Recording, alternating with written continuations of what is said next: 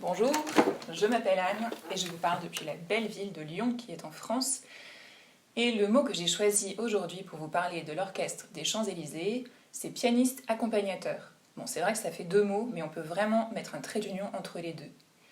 Et puis, on trouve assez peu de piano dans l'orchestre, c'est vrai, mais de temps en temps on le trouve quand même dans le répertoire du XXe siècle. Et puis les pianistes sont assez friands des petits instruments qu'on appelle le célesta et le glockenspiel, qui sont des claviers qu'on joue aussi dans l'orchestre et qui font des sons de clochettes aiguës très féeriques.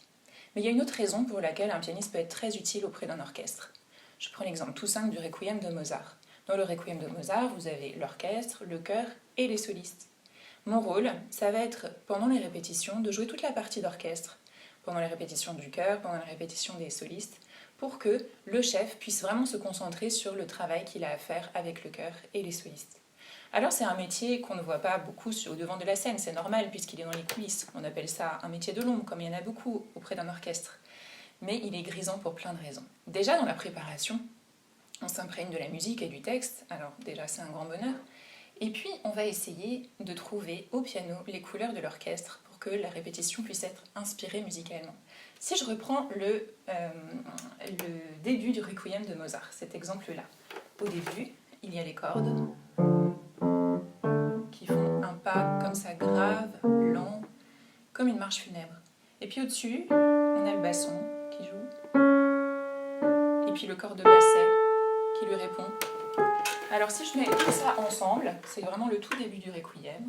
Vous avez les cordes, le basson, le corps de basset.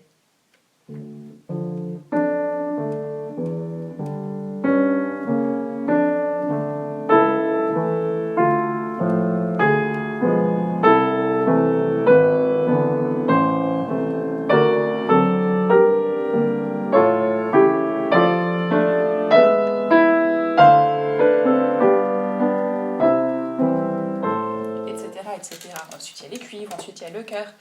Alors c'est assez fascinant de la préparation. Après arrive le temps de la répétition, et ce que j'apprécie beaucoup avec le chef de l'orchestre des Champs-Élysées, Philippe Hervègue, c'est son travail sur le texte. Là on va encore plus loin que la musique elle-même, avec la résonance du texte. Et puis la dernière petite chose, je dirais le petit bonus, après toutes ces répétitions, c'est quand on va s'asseoir dans un fauteuil, dans un théâtre, et que l'orchestre va rejoindre le chœur pour les dernières répétitions. Et là, le pianiste, on profite vraiment de toutes les couleurs, de tout le travail. Et de temps en temps, un chef comme Philippe se retourne et il demande « Bon alors ça va, ça sonne ?»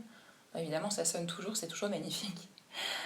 Voilà, j'espère que vous avez bien vu qu'on peut mettre un trait d'union entre pianiste et accompagnateur. Et puis peut-être que cette vidéo vous aura donné envie de réécouter le Requiem de Mozart. Profitez-en. À bientôt.